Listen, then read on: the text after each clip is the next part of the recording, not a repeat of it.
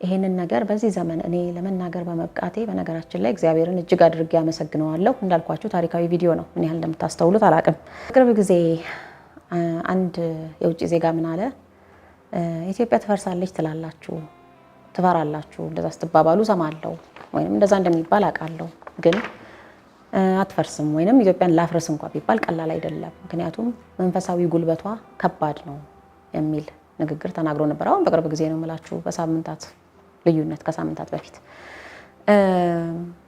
እንደምትታየው አይደለችም የሚል ቃልም ተጠቅሟል። The spiritual energy is strong. It's not what you see on the surface. ለፊት እንደምታዩት አይደለም፣ ከጀርባ ያለው መንፈሳዊ ጉልበት ከባድ ነው የሚል ቃል ተናግሯል። ትክክል ነው፣ እውነቱን ነው።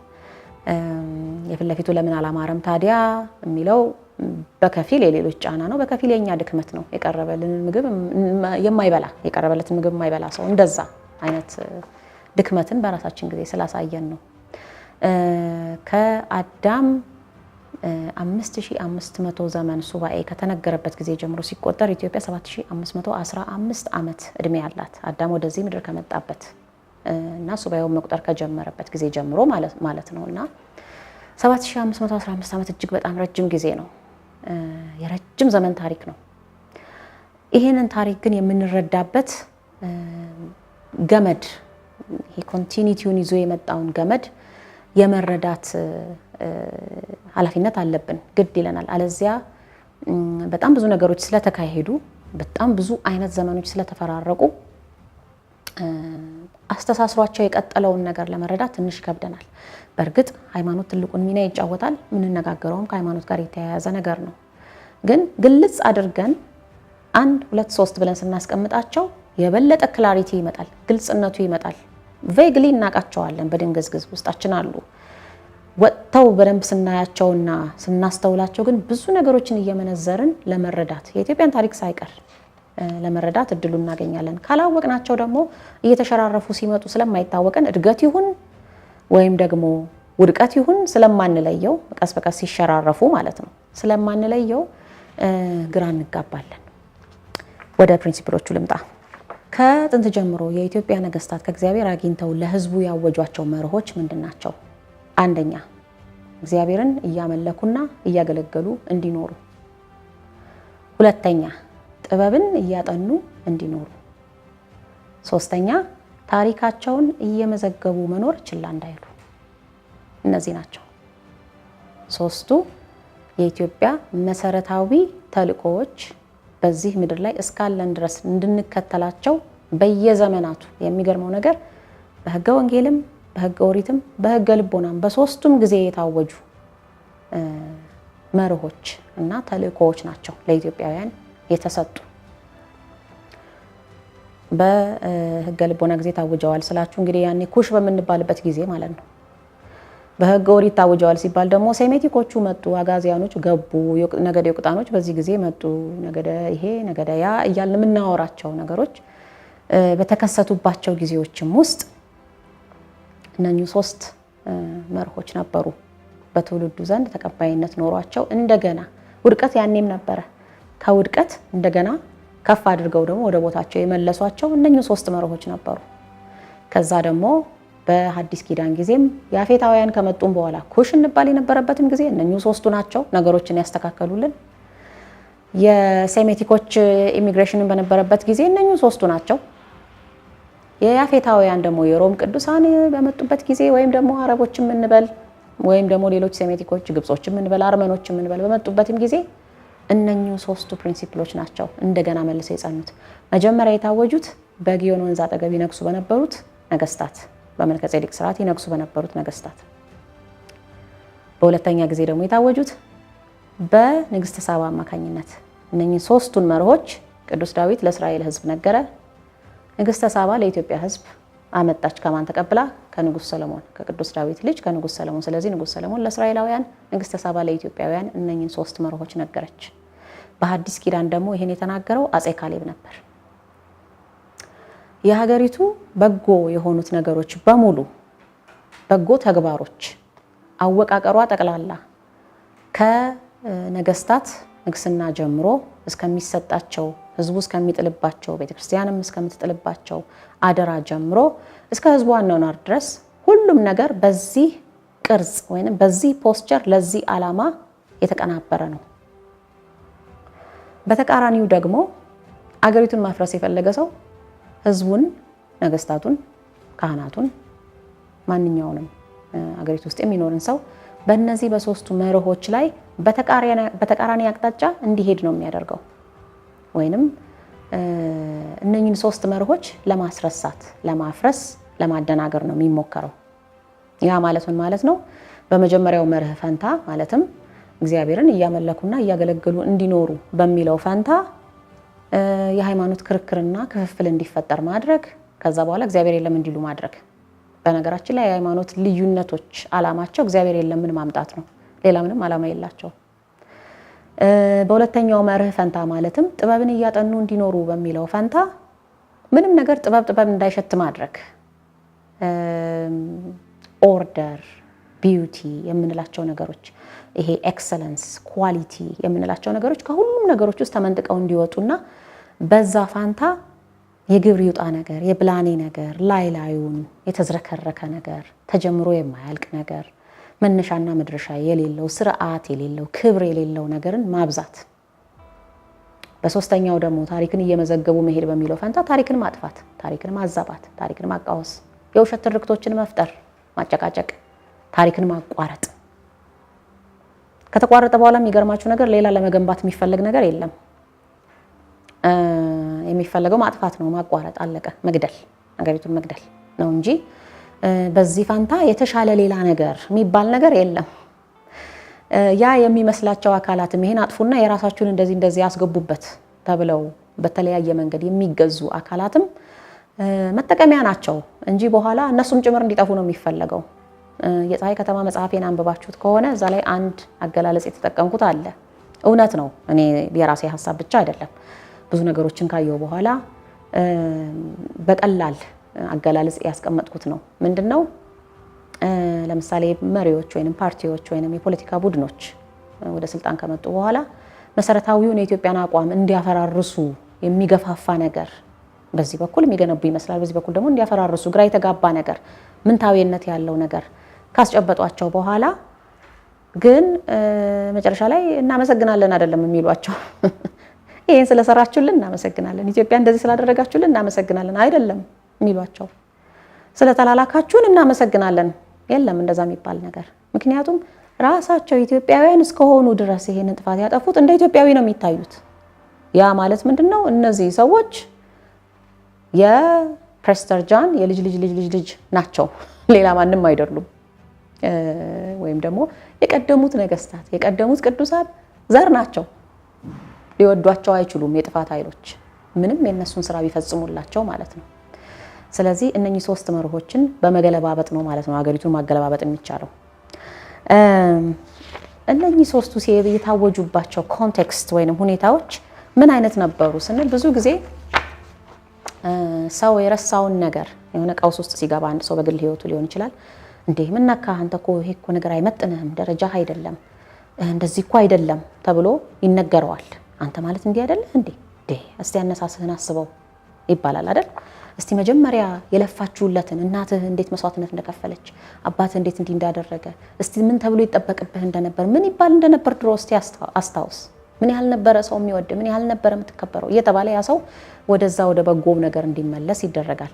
እነኚህ ሶስቱ መርሆች ለኢትዮጵያውያን መልሰው እንደገና በሚታወጁባቸው ጊዜዎች ሀገሪቱ ቀውስ ላይ ስለነበረች ወይንም ህዝቡ ከመስመር ወጥቶ የነበረባቸው ጊዜዎች ላይ ነው። በቀደመው በህገ ልቦናው ዘመን የጥፋት ውሃ ነበረ፣ የእርስ በርስ ግጭት ነበረ፣ ክፍፍል ነበረ፣ የሃይማኖት ግጭቶች ይበዙ ነበረ። ሃይማኖቶች ነበሩ በፊትም፣ ያው አሁን የምናውቃቸው ስማቸው እንደዛ ባይሆንም እነዚሁ ሃይማኖቶች ድሮም ነበሩ፣ ግን በሌላ ስም፣ በጣዖት አምልኮ ስም ወይም ደግሞ በክህደት ስም ወይንም በአማልክት አምልኮት ስም ነበሩ ድሮም እና ግጭትና ክፍፍል በነበረበት ጊዜ ላይ ነው እነኚህ ሶስቱ አዋጆች የታወጁት። ከዛ ደግሞ በንግስተ ሳባ ዘመን የንግስተ ሳባ ስርዓተ መንግስት ከመምጣቱ በፊት የዘንዶ ንጉስ የሚባል ነገር ነግሶ የነበረበትም ጊዜ ነበረና ምን በስቶ ነበረ? ጣዖት አምልኮ፣ ዝሙት፣ ዳንኪራ፣ በስቶ ነበረ። ነፍስ መግደል በጣም በስቶ ነበር። በተለይ ዝሙትና ዳንኪራ በስቶ ነበረ። የህዝቡ ሁኔታ በዛ አቅጣጫ እጅግ በጣም ከትክክለኛው የትህርምት ኑሮ ያፈነገጠ ነበረና እንግዲህ በታቦተ ጽዮን መምጣት መልሶ እነዚህ ሶስቱ መርሆች ታወጁ ማለት ነው፣ ከነ ብዙ ዝርዝሮቻቸው ጋር ማለት ነው። እንግዲህ ከዛ ደግሞ በአፄ ካሌብ ዘመን ደግሞ ስናየው ከአይሁዶች ጋር በነበረ ፍትኪያ የክርስትና እምነትን እጅግ ይጠሉ በነበሩና ክርስቲያኖችን ያሳድዱ በነበሩ በግልጽም በስውርም በነበሩ ህዝቦች ወይንም የሀገሪቱ ክፍሎች በተፈጠረው ተግዳሮት ልበላችሁ በዚያ ምክንያት የተወሰነ መነዋወጥ ተከስቶም ስለነበረ አፄ ካሌብ እንደገና ያንን መልሶ እስከ የመን ናግራን ድረስ በመሄድ የአይሁድን መሪ እዛ ቦታ ላይ የነበረውን ንጉስ ወግቶ አሸንፎ እስከ መምጣት ድረስ አፄ ካሌብ የሄደበት አካሄድ ያንን ነው የሚያሳየን። ቻሌንጁ ከየት እየመጣ እንደነበረ ማለት ነውና ከቀውስ የምንመለስባቸው ፕሪንሲፕሎች ናቸው ማለት ነው። ወደ ሬኔሳንስ የምንመጣባቸው ሂደቶች ናቸው ማለት ነው እነኚህ ሶስቱ። የመጀመሪያውን መርህ ወይንም ተልእኮ እንየው ዛሬ። እግዚአብሔርን እያመለኩና እያገለገሉ መኖር የሚለውን መርህ እንይ። ለመሆኑ ሁሉም ሀገራት፣ ሁሉም ህዝቦች፣ በተለይ ጥንታዊ የሆኑት ህዝቦች እኛ ተቀበልነውም አልተቀበልነውም የየራሳቸው አማልክት አሏቸው፣ የየራሳቸው ሃይማኖቶች አሏቸው፣ አምልኮ አላቸው። ስለዚህ ያዋጣናል ብለው እስካመኑበት ድረስ እነዛን አማልክት እነዛን ጣዖታትም ይሁን ወይም እውነተኛው አምላክ ይሁን እያገለገሉ እያመለኩት ኖረዋል። የኢትዮጵያን ምንድነው የተለየ የሚያደርገው የሚል ጥያቄ ሊያስነሳብን ይችላል እንደዚህ ስንል ማለት ነው። አንድ ጀርመናዊ ያለውን አባባል ልዋስና ወደ ትርጉሙ ገባለሁ። ይሄ ተልእኮ እንደ አገር ምን ማለት ነው የሚለውን ማለት ነው። ጀርመናዊ ዩቶፒያኒስት ነው። ወደፊት በመጽሐፍ መልክ ታገኙታላችሁ። እና ምን አለ? በየዛሬ 400 ዓመት የነበረ ጸሐፊ ነው። ምን አለ? ኢትዮጵያውያን አለ። በእርግጥ ኢትዮጵያውያን የሚለውን ቃል በቃል አይጠቅሱትም ዩቶፒያኒስቶች። እንደ ልብ ወለድ ነው የሚጽፉት። ስማችንን ይቀይሩታል። ወይ የፀሐይ ከተማ ነዋሪዎች ይላሉ፣ ወይ ዩቶፒያኒስቶች ይላሉ። በተለያየ መልክ ነው የሚገልጹንና ዞሮ ዞሮ ኢትዮጵያውያን ከተወለድንበት ጊዜ ጀምሮ እግዚአብሔርን ለማገልገል የተመረጥነን ብለው ያምናሉ የሚል አገላለጽ ተጠቅሞ ነበር። ወይንም የተቀባነን ወይንም የተሾምነን ብለው ያስባሉ። ordained from birth to serve God የሚል አገላለጽ ነው ወደ እንግሊዝኛው ሲተረጎም የተጠቀመው ማለት ነው። በቃ እግዚአብሔርን ለማገልገል ነው ወደዚህ ምድር የመጣ ነው። ሌላ ምንም ዓላማ የለንም። ይሄን ደግሞ የምናውቅበት አንድ ዘዴ ነው ያለን። ያ ምንድነው? እንድናገለግለው ባይፈልግ አይፈጥረንም ነበር። 4 ነጥብ። በዚህ መልክ ራሳቸውን ለእግዚአብሔር ሙሉ ለሙሉ ወደ መስጠት የሚያደላ ስነ ልቦና አላቸው ብሎ ጽፎ ነበረ። ያንን ህዝብ ፔኩላር ወይንም ለየት ያለ ያደርገዋል ብሎ ያመነውን ነገር ነው የጻፈው እና እንዳልኳችሁ በልብ ወለድ መልክ የተጻፈ ጽሁፍ ነው። ስለዚህ ምንድነው ዩኒክ የሚያደርገው ወደሚለው ነገር ስንመጣ ኢትዮጵያውያን ብዙ ታሪክ ላይ አስተውላችሁ ከሆነ አንድ ታላቅ መንፈሳዊ ክስተት በሚከሰትበት ቦታ ሁሉ አሉ። ለምሳሌ ቀራንዮ ላይ አምላክ ተወልዶ እንደሚሰቀል ሌላው የዓለም ህዝብ ከማወቁ በፊት ድሮ ከዛ ቀድሞ በመልከጼዴቅ በኩል ያንን የቀራንዮን ቦታ በርስትነት ይዘዋል። ከዛ በኋላ ደግሞ ብዙ ዓመታት ካለፉ በኋላ በንግስተ ሳባ ዘመን ደግሞ ኢየሩሳሌም ስትታነጽ ጠቢቡ ሰለሞን በነበረበት ጊዜ ንግስተ ሳባ የኢትዮጵያን ህዝብ ወክላ እዛ ቦታ ላይ ነበረች። ያንን ይዞታ ማጽንታለች፣ የኢትዮጵያን ታሪክም አድሳለች። በኋላ ላይ ደግሞ ጌታ ሲወለድ በቤተልሔም ነበሩ ኢትዮጵያውያን እጅ መንሻ ይዘው። በጽርሐ ጽዮን መንፈስ ቅዱስ ሲወርድ እዛ ቦታ ላይ ነበሩ። በየትኛውም ቦታ ታላላቅ ክስተቶች በሚከሰቱበት ጊዜ በሐዲስ ኪዳን በነበረበትም ጊዜ ላይ ለምሳሌ ከመስቀሉ ጋር የተያያዘ ታሪክ ከቅዱስ መስቀል ጌታ የተሰቀለበት መስቀል ጋር ቅርብ የሆነ ታሪክ ያላት ኢትዮጵያ ናት። እና ልክ አንድ ነገር ከመከሰቱ አስቀድሞ ወይንም በሚከሰትበት ጊዜ ቀድመው እዛ ቦታ ላይ አሉ። ልክ የሆነ ቲያትር በዚህ ጊዜ በዚህ ሰዓት ላይ ይኖራል ተብሎ በሚታሰብበት ሰዓት አንድ ሰው አስቀድሞ በጣም ከመጓጓቱ የተነሳ አስቀድሞ ቲኬት ቆርጦ የፊት ለፊት ቦታ ይይዛል። ፍሮንት ሮ ሲት የፊት ለፊት ቦታውን ይዞ ሪዘርቭድ ተይዟል ተብሎ ወንበሩ ላይ ሁሉ ይቀመጥለታል። ተይዟል፣ በቃ ኢትዮጵያውያን ቀድሞ ቦታ ይዘዋል እዛ ቦታ ላይ። ለምንድን ነው የሚለውን ስናይ እንደ ቀዳሚ ተልእኮ ስለሚያዩት ነው። እንደ ቀዳሚ ተልእኳቸው ስለሚያዩት ነው። ስክሪኑ ላይ ባጭር እቺን ጨምቄ ያስቀመጥኳትን ሐሳብ እንድታዩት ፈልጋለሁ። ቃል በቃል የተጻፈችበት መዝገብ ወይም ዶክመንት አለ ማለት አይደለም፣ ግን እኔ ሐሳቡን ባጭር ቃል ጨምቄ ያስቀመጥኩበት ማለት ነው። እንደ አገር፣ እንደ ሕዝብ፣ እንደ መንግስትም የኢትዮጵያና የኢትዮጵያውያን ተልእኮ እውነተኛው አምላክ ማን እንደሆነና ትክክለኛው አምልኮተ እግዚአብሔር ምን መምሰል እንዳለበት መርምሮ ፈትኖ አጣርቶ መያዝና ለሌላውም ዓለም ማሳወቅ ሳይሸራረፍም ለትውልድ ትውልድ ማስተላለፍ ነው ብለን ብንረዳው ቀላል ይሆናል ማለት ነው። ይሄንን እግዚአብሔርን እያመለኩና እያገለገሉ መኖር የሚለውን መርህ በዚህ መልክ ልንረዳው እንችላለን። ያ ካልሆነ ግን እጅግ በጣም ከሚመሳሰሉ እኔ የዚህ ሃይማኖት ዲፌንደር ነኝ። ለምሳሌ የምዕራቡ ዓለም የክርስትናው እምነት የበላይ ጠባቂ ተብሎ የሚታሰበው በአሁን ሰዓት እንግዲህ የምዕራቡ ዓለም ልንለው እንችላለን። እነሱ በለቤት እንደዛ ላይ ገልጹት ይችላሉ። ግን ስትራክቸሩን በሙሉ ስታዩት አዎ በአሁን ሰዓት ማን ነው? በቅርብ ጊዜ ያረፈችው የንግስት ኤልሳቤጥ ልጅ ንጉስ ቻርልስ ሶስተኛ ኪንግ ቻርልስ ተሰርድ ማለት ነው። የአንግሊካን ቸርች የበላይ ጠባቂ ማን ነው የሚባለው? እሱ አሁን ማዕረጉ ዲፌንደር ኦፍ ፌዝ ወይም ደግሞ ዲፌንደር ኦፍ ዘ ክርስቲያን ፌዝ የሚል ማዕረግ ነው ያለው። የክርስትና እምነት ተሟጋች ተጋዳይ ወይንም ጠበቃ እንደማለት ነው እንግዲህ ለምዕራቡ ዓለም፣ ለእንግሊዝ ኦፍ ኮርስ፣ በጥቅሉ ግን ለዚህ ለፕሮቴስታንት ካልቸር ማለት ነው። ወይም አንግሊካን ቸርች ተጽዕኖ ባሳደረችባቸው የምዕራቡ ዓለም የክርስትና አስተሳሰቦች ውስጥ ሁሉ ዲፌንደር ኦፍ ዘ ክርስቲያን ፌዝ ሱፕሪም ሄድ ኦፍ ዘ አንግሊካን ቸርችም ይባላል። እንግዲህ እንግሊዝ ከኔ በላይ ለክርስትና የቆመ የለም ብላ ነው የምታስበው። አሜሪካ ደግሞ ዋስፕ የሚባል ፕሪንሲፕል አላቸው። ዋይት አንግሎ ሳክሰን ፕሮቴስታንት የሚባለው ማለት ነው። ነጭ አንግሎ ሳክሰን ከእንግሊዝ የተዋረሰ ትውልድ ያለው እና ፕሮቴስታንት የሆነ ዋስፕ የሚባለው ኤሊት፣ ይህ የአገሪቱ ቡድን ነው። በአብዛኛው የአገሪቱን የአሜሪካን ማለት ነው ፖለቲካዊም ማህበራዊም እንቅስቃሴዎችን መልክ የሚያስይዛቸው ከዚህ ቡድን ከዚህ ምንድን ነው የሚባለው የአሜሪካን ፕሮፐር የሚባለው ማለት ነው። ከዚህ ቡድን በሚወጣ አስተሳሰብ ነው። ኦፍኮርስ አንዳንድ ጊዜ ጥቁሮች ፕሬዚዳንት ሆነው ልናይ እንችላለን እንደ ባራክ ኦባማ፣ ወይም ደግሞ ካቶሊኮች ፕሬዚዳንት ሆነው ልናይ እንችላለን እንደ ጆን ኤፍ ኬኔዲ። ቢሆንም ግን የሚዘወረው በአብዛኛው ከዚህ ቡድን በወጣው ነው ተብሎ ይሄ የዚህን እምነት የሚያስጠብቅ የአሜሪካን ቅድም እንዳልነው የአሜሪካን እስራኤልነት የሚያስጠብቅ ቡድን ይህ ነው ተብሎ የሚታሰብበት ነገር አለ። ከኛ በላይ ማንም የለም ለዚህ ለክርስትና እምነት ተብሎ ይታሰባል። በእስልምናው ብንሄድ ኦፍ ኮርስ ከሳውዲ አረቢያ፣ ከኢራን፣ ኢራቅ፣ ከፍልስጤም የበለጠ ማን ሊመጣ ይችላል? በይሁዲ ብንሄድ ከእስራኤል የበለጠ ማን ሊመጣ ይችላል? ከዚህ ሁሉ ተለይቶ ግን የኢትዮጵያ ዩኒክነት ወይንም የሃይማኖት ሀገር ተብሎ የጥንቱን ስርዓት ማየት ከፈለክ ኢትዮጵያ ሂድ፣ የመጀመሪያውን ማየት ከፈለክ ወደ ኢትዮጵያ ሂድ። የኢትዮጵያ ሕዝብ እኮ ሃይማኖት የመጀመሪያ አንደኛ ጉዳዩ ነው እስከሚባል ድረስ እንደውም ቅርብ ጊዜ የሚወጣ ሪሰርች ነበረ ፒው ሪሰርች ሴንተር ያወጣው እና በኢትዮጵያውያን ሕይወት ውስጥ ሃይማኖት ከፍተኛ ቦታ ያለው በጣም በተደጋጋሚ ወደ አምልኮ ቦታ ወደ ቤተክርስቲያን በመሄድ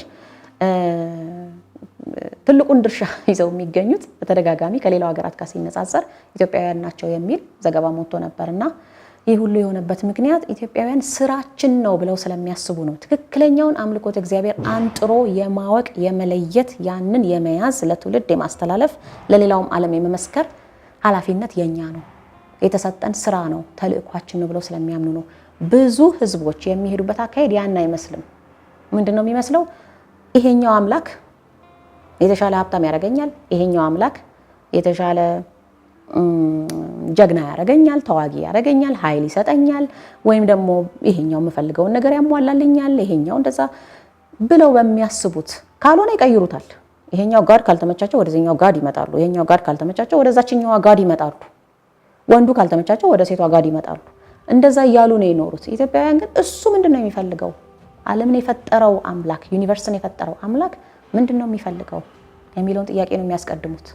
ስለዚህ ሁሉ ጊዜ ስራቸው ያ ስለሆነ መመርመር፣ መፈተን፣ ማየት፣ ከዛ አጥብቆ መያዝ፣ እንዳትለቋት እቺን ብሎ ለትውልድ ማስተላለፍ። በየዘመኑ የሚነሳውን መንፈሳዊ ክስተት ይመረምራሉ። በየዘመኑ የሚነሳውን መንፈሳዊ ኃይል ይመረምራሉ። ዶሚናንት የሆነውን መንፈሳዊ ኃይል ያዩታል። የእግዚአብሔር ነው አይደለም የሚለውን ነገር። ከዚህ ሌላ ስራ የለንም ብለው ነው የሚያምኑት። ማለትም ከዚህ የበለጠ ስራ የለንም ብለው ያን ያስቀድማሉ። ዶሜስቲክ ፖሊሲያቸውም ብትሉት ወይም ደግሞ የሀገር ውስጥ ፖሊሲ፣ ፎሬን ፖሊሲም ብትሉት የውጭ ግንኙነት ፖሊሲያቸው ኢትዮጵያውያን በታሪክ ውስጥ የተቀረጸው በዚህ ዓላማ መሰረት ነው። በሀገር ውስጥ እንዳልኳችሁ ቅድም ነገሮች የሚዋቀሩበት መንገድ ቤተ መንግስት፣ ቤተ ክህነት፣ ህዝቡ የሚዋቀሩበት መንገድ ይሄን ዓላማ ለማሳካት ነው።